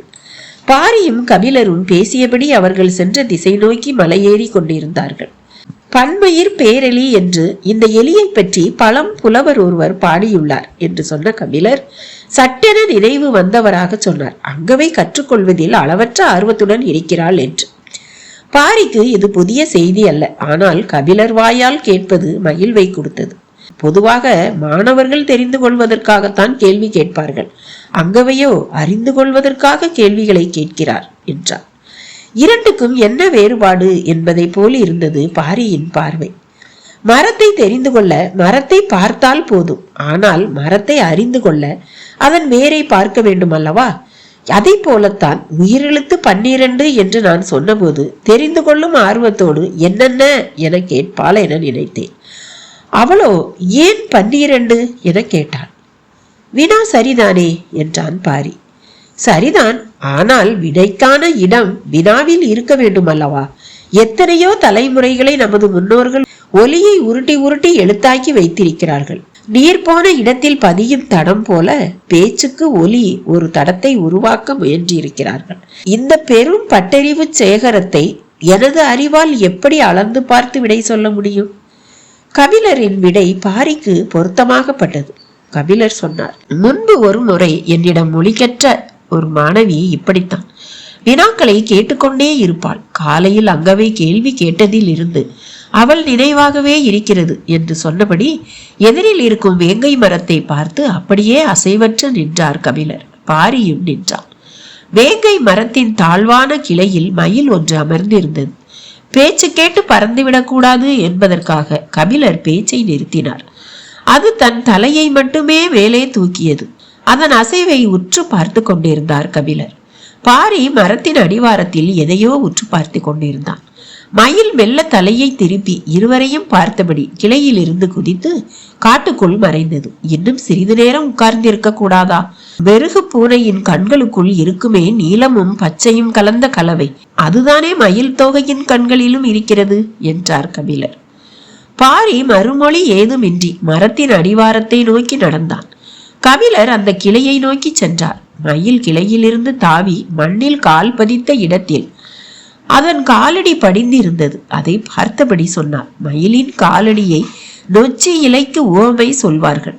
நெண்ணச்சு 5 இலைகளை கொண்டது. மயிலுக்கு முன்பக்கம் 3 விரல்கள் தானே, அதனால் கருநொச்சியைத்தான் உவமை சொல்லி இருக்க வேண்டும். அதற்குத்தான் 3 இலை. கபிலரின் பேச்சுக்கு பாரியிடமிருந்து மறுமொழி எதுவும் இல்லை. நீ என்ன பார்த்து கொண்டிருக்கிறாய் என்று வினவியபடி பாரியின் அருகில் வந்தார் கபிலர். மரத்தின் பட்டையில் ஒட்டியிருந்த செந்நிற தடத்தை காண்பித்து பாரி சொன்னான், புலி தனது வாயில் இருந்த குருதியை துடைத்துவிட்டு போயிருக்கிறது என்று. கபிலரின் கண்கள் குருதியை உற்று பார்த்தன. புலியின் வாயில் இவ்வளவு குருதி இருந்திருக்குமே, ஆனால் அது யானையைத்தான் வீழ்த்தி இருக்கும் என்றான். கபிலரின் கண்கள் பாரியை உற்று பார்த்தன. புலி குட்டி போட்டு இருக்கும் புதருக்குள் யானை எதிர்பாராமல் நுழைந்ததால் இந்த தாக்குதல் நடந்திருக்கலாம் என்றான். தடத்தின் வழியே காட்சியை அடுக்கிக் கொண்டே போனான் பாரி. கபிலரின் மனதுக்குள்ளும் சொற்கள் விரிந்து கொண்டே போயின. கிளைகளில் தோகை விரித்த மயில், அடியில் குருதி துடைத்த புலி. மயிலின் கால் தடம் நொச்சியை சொன்னது. புயலின் வாய்த்தடம் யானையை கொன்றது. குருதியுளரா வேங்கையின் அடியில் தனது இறகு உதிர்க்காமல் சென்றது மயிலே என கபிலரின் மனம் காட்சிகளை சரசரவென தொகுத்து கொண்டிருந்த போது பாரியின் வலது கை ஈட்டியை இறுக பிடித்திருந்தது. ஏனென்றால் குருதியின் ஈரம் காயாமல் தான் இருந்தது. ஒருவேளை அந்த புதர் மிக அருகில் இருக்கலாம். விழா என்றால் 6 வகை தராசும் தரைதட்டும் ஓசை நிற்காமல் கேட்க வேண்டும். அதுவே திருவிழா என்றால் இந்த 6 வகையோடு சேர்ந்து 7 வகை அளவையும் நில்லாமல் நீள வேண்டும். அதனினும் பெருவிழா என்றால் இந்த 2ஓடு சேர்ந்து 8 வகை இன்பத்தில் நகரம் திளைக்க வேண்டும். இதுவே விழாக்களுக்கு இலக்கணம் கண்டோர் சொன்ன சொல். மாமதுரையின் வணிகச் சாலையில் குவிந்துள்ள மக்களில் கூட்டம் குறைவதாக இல்லை. மாணிக்க கற்களை நிறுத்தும் மிகச்சிறிய மணி தராசும், தங்க நகைகளை நிறுத்தும் பொன் தராசும், உலோகங்களை நிறுத்தும் உலோக தராசும், பண்ட தராசும், மர தராசும், தூக்கு தராசும் நிலை கொள்ளாமல் இரவு முழுவதும் ஆடியபடியே இருந்தது. தராசு தட்டு தரை தட்டும் ஓசை இடைவிடாது ஒலிக்கும் இசையரங்கம் போல கேட்டுக்கொண்டே இருந்தது. துலாம் உள்ளின் தலையாட்டல் நின்றபாடில்லை. நிற்காமல் துடிக்கும் வணிகத்தில் வாழ் அதுதானே. பண்டக காப்போன் எண்ணற்ற கணக்கர்களோடு அமர்ந்து நாள் கணக்கில் கணக்குகளை போட்டுக்கொண்டே இருந்தான். இந்த திருமணத்துக்கு வரப்போகும் தேர்கள் எத்தனை? 1 குதிரை இழுக்கும் தேர், 2 குதிரைகள் இழுக்கும் தேர், 4 குதிரைகள் இழுக்கும் தேர் என வகைக்கு ஏற்ப பிரித்து கணக்கிட்டனர். குதிரைகள் தவிர பிற விலங்குகளால் இழுத்து வரப்படும் தேருக்கு மணவிழா முடியும் வரை கோட்டைக்குள் அனுமதி இல்லை. அதே போல சிறிய பல்லக்குகளுக்கும் சிவிகைகளுக்கும் அனுமதி இல்லை. 4 பேர் சுமக்கும் பெரும் பல்லக்குகளுக்கும் 8 பேர் சுமக்கும் மணி பல்லக்குகளுக்கும் யானையின் மேல் பொருத்தப்பட்ட கூண்டு பல்லக்குகளுக்கும் மட்டுமே அனுமதி. தேர்களின் எண்ணிக்கையை அறிந்து அதன் அடிப்படையில் தேரிழுக்கும் விலங்குகளின் எண்ணிக்கை கணக்கிடப்பட்டது. விலங்குகளுக்கு தேவையான கூலங்கள் கணக்கிடப்பட்டன. பணியாளர்களின் எண்ணிக்கையும் விருந்தினர்களின் எண்ணிக்கையையும் கணக்கிட்டனர். நெல், வரகு, திணை, சாமை தொடங்கி எள், கொள், அவரை, மொச்சை வரையிலான 18 வகை கூலங்களையும் நிறுத்தல், முகர்தல், பெய்தல் அளவுகளை கொண்டு தேவைகளை கணக்கிட்டனர். பண்டக காப்போனின் அறை முழுவதும் கணக்குகள் நிரம்பி வழிந்தன. இரவும் பகலும் இதே வேலையாக இருந்ததால் ஏடுகளில் எழுதாமலேயே எண்களை ஒப்புவித்துக் கொண்டிருந்தனர். ஒரு படிக்கு அவரை 1800 பயிர், 14,800 அரிசி, 38,000 இருக்கும் என எண்ணிக்கையை நினைவுகளின் பகுதியாக்கினர். குதிரைகளின் கட்டுத்தறி கணக்குகள் துல்லியமாக தயாராகின. ஆட்டுத்தோல் பிடிகொண்ட கசை எத்தனை தேவை என்பதில் தொடங்கி கண்பட்டி கடிவாளம் வரை குதிரைக்கு தேவையான பொருட்கள் எவ்வளவு, கொள், புல், தண்ணீர், வேலை தவறாமல் கொடுக்க வேண்டிய அளவுக்கான மொத்த கணக்குகளும் எழுதப்பட்டன. கட்டுத்தறியின் துர்நாற்றத்திலிருந்து நகரத்தை காப்பாற்ற கணக்குகளே அச்சாணிகளாக இருந்தன. எண்ணற்ற விழாக்களையும் திருவிழாக்களையும் கண்ட மதுரை இப்போது பெருவிழாவுக்கு தயாராகியது. இன்னும் சிறிது நேரத்தில் மணமகள் வந்து இறங்க போகிறாள். அவரை வரவேற்க நெடுங்கல் சாலை முழுவதும் பேர் அலங்காரம் பூண்டிருந்தது. எங்கும் அரச குடும்பத்தினர் திரண்டு இருந்தனர். வரப்போகும் மதுரையின் குல மகளுக்காக மாமன்னர் குலசேகர பாண்டியன் இன்று அதிகாலை வைகையில் நீராடி பொன்னால் செய்யப்பட்ட தும்பை பூவை 20 மாவீரர்களுக்கு பரிசாக வழங்கினார். பொன்னரி மாலையும் நெற்றி பட்டமும் சூடிய பட்டத்து யானை முன்னே வந்தது. அதைத் தொடர்ந்து பொன்னால் செய்யப்பட்ட சேனமணிந்த குதிரைகளில் பொன் பூவை சூடிய மாவீரர்கள் 20 பேர் அணிவகுத்து நின்றனர். அதற்கு அடுத்து மின்னும் தலையணிகளும் சங்கு வளையல்களும் செந்நிற வடமும் இடையணியும் அணிந்த அழகு பதுமைகள் 80 பேர் பொற்கிடுகு மேயப்பட்ட சிறு பல்லக்கை தூக்கி வந்தனர். பெண்கள் பல்லக்கு தூக்கி வருவதை மதுரை முதல் முறையாக கண்டது. நெடுங்கல் சாலையில் விலக முடியாத பெரும் கூட்டம். இளமருதனும் செவியனும் கூட நெரிசலில் திணறியபடி நின்று கொண்டிருந்தனர். இந்த அரிய காட்சி என்றைக்கு கிடைக்கும்? எவ்வளவு நெரிசல் இருந்தாலும் வந்து இறங்கும் இளவரசியாரை பார்க்காமல் போவதில்லை என்ற முடிவோடு இருவரும் நின்றிருந்தனர். நெடுங்கல் சாலையின் திருப்பத்தில் தான் அவர்கள் நின்றிருந்தனர். அங்கிருந்து பார்த்தார். தொலைவில் பல்லக்கில் வந்து இறங்கி அரண்மனையின் நெடும் படியேறி உள்ளே செல்வதை பார்க்க முடியும். பொன்னாலான தும்பைப்பூ சூடிய வீரர்களின் அணிவகுப்பை தொடர்ந்து பெண்கள் தூக்கி வரும் சிறு பல்லக்கு முதலில் வந்து நின்றது. அதிலிருந்து இறங்க போவது யார் என எல்லோரும் ஆர்வத்துடன் பார்த்து கொண்டு நின்றனர். ஆனால் அந்த பல்லக்கில் இருந்து யாரும் இறங்கவில்லை. முன்னால் இருப்பவன் அடைத்து நின்றதால் இளமருதனால் சரியாக பார்க்க முடியவில்லை. யார் இறங்குவதென்று தெரியவில்லை. சற்றே விலகுங்கள் என்று கூறினான். அடைத்து நின்ற அந்த மனிதன் சொன்னான், அந்த பல்லக்கில் இருந்து யாரும் இறங்க மாட்டார்கள் என்று. செவியன் அவனை உற்று பார்த்தான். தோற்றமே அவன் ஒரு வணிகன் என்பதை சொல்லியது. சாத்துக்களின் கூட்டத்தை சேர்ந்தவன் என்பதை பிற அடையாளங்களை கொண்டு அறிந்தனர். அவன் பல செய்திகளையும் அறிந்திருப்பான் என உய்தறிந்த செவியன் கேட்டான், அந்த பல்லக்கில் யாரும் வரவில்லையா என்று. அது பொற்கிடுகு வேய்ந்த பல்லக்கு. சாத்துக்களின் விழாக்களில் அதற்குத்தான் முதலிடம். அந்த பல்லக்கில் யார் இருப்பார்? செல்வத்தின் இளவரசி இருப்பாள் என்றான். அவன் சொன்னது புரியாமல் இருவரும் விழித்தபோது அவன் மேலும் சொன்னான், அது சக்கரவாக பறவையை கொண்டு வரும் பல்லக்கு என்று. அந்த கணம் இளமருதனுக்கு தூக்கி வாரி போட்டது. இந்த பெரும் விழாவில் தலைமரியாதை கொடுத்து பொற்பல்லக்கில் எடுத்து வரும் பறவைக்காக செய்யப்பட்ட மேடையிலா நான் ஈச்சமர சட்டங்களால் செய்யப்பட்ட தேவாங்கின் கூட்டை வைத்திருந்தேன். அந்துவன் கோபப்பட்டதன் நியாயம் இப்போது விளங்குகிறது என எண்ணிக்கொண்டிருக்கும் போதே செம்மணிகள் பதிக்கப்பட்ட மகர பல்லக்கு வருவது தொலைவில் தெரிந்தது. சூரிய ஒளி மின்னி மேலெழும் அழகு எல்லாவற்றையும் சொன்னது. 8 அன்னகர்கள் தூக்கி வருகிறார்களே, அதுதான் இளவரசியாரின் பல்லக்கு என்றான் அந்த வணிகன். அவன் சொல்லாமலே அதுதான் இளவரசியாரின் பல்லக்கு என்று தெரிந்தது. ஆனால் தூக்கி வருபவர்களை அன்னகர்கள் என சொல்லுகிறானே என எண்ணியவாறே அவர்கள் யாரென கேட்டான் இளமருதன். விதை எடுக்கப்பட்டவர்கள் என்றான் வணிகன். அவன் சொல்லிக் கொண்டிருக்கும் போதே இசைக்கருவிகள் முழக்கம் எங்கும் கேட்க தொடங்கியது. அரண்மனை பெண்கள் மங்கள குலவியிட்டனர். இளவரசியாரை வரவேற்க பழையன் மாதேவி படியிறங்கி வந்தார். மலர் குவியலும் மஞ்சள் அரிசியும் பொன்வட்டில் எடுத்தபடி சேடி பெண்கள் உடன் வர அவர் வந்து நிற்பதும் பொன் பல்லக்கு மாளிகை நெடும்படியின் எதிரில் வந்து நிற்பதும் ஒரே பொழுதில் நிகழ்ந்தன. தொட்டியில் தண்ணீர் இறங்குவதைப் போல பல்லக்கை சிறு அசைவு கூட இன்றி கீழே இறக்கினார்கள் அன்னகர்கள். தங்களின் கால் பார்த்தபடியே வணங்கி பின்னால் நகர்ந்து நின்றனர். இசை கருவிகளின் ஓசை எங்கும் எதிரொலித்துக் கொண்டிருந்தது. மாடங்களிலிருந்து பூக்கள் சொரியப்பட்டு கொண்டிருந்தன. பல்லக்கிலிருந்து இறங்கும் இளவரசியை பார்க்க கூட்டம் அலைமோதி கொண்டிருந்தது. இளமருதன் எக்கி வணிகனின் தோள்பட்டையை தாண்ட முயன்றான். மகர பல்லக்கின் செம்மணிகள் ஒவ்வொன்றையும் பற்றியும் சொல்லி அவற்றின் நிற பெருமையையும் அவை எடுக்கப்பட்ட நிலங்களின் தன்மையையும் அவை தாங்கி வந்துள்ள இளவரசியாரின் சிறப்பையும் இணைத்து இணைத்து சொல்லி மகிழ்ந்தான் வணிகன். அவன் வார்த்தையில் வணிகர் குல பெருமிதம் பொங்கியது. எல்லோரின் கண்களும் இறக்கப்பட்ட பல்லக்கையே பார்த்து கொண்டிருந்தன. மேலதாளங்களின் ஓசையாலும் தூவப்படும் வண்ண மலர்களாலும் நெடுங்கல் சாலை திணறியது. பழையன் மாதேவி வந்து நின்ற பின்னும் பல்லக்கிலிருந்து யாரும் இறங்கவில்லை. பெருகும் உற்சாகத்துக்கு நடுவே மிகச் சிலரின் கண்கள் தாமதமாகும் அந்த காலத்தை கணித்து கொண்டிருந்தன. பல்லக்கின் உள்ளே இருந்தவள் யோசித்துக் கொண்டே இருந்தாள். இந்த தயக்கம் எனது வாழ்வின் எல்லா உண்மைகளையும் சொல்லும். கண்மூடி அந்த கணத்தை கடந்தாள். நெஞ்சின் அழுத்தத்தை மூச்சுக்காற்று வெளியேற்றியது. மூடிய கண்களை திறந்தாள். இடக்கை விரல்களால் செம்பட்டு திரைச்சீலையை மெல்ல விளக்கினாள்.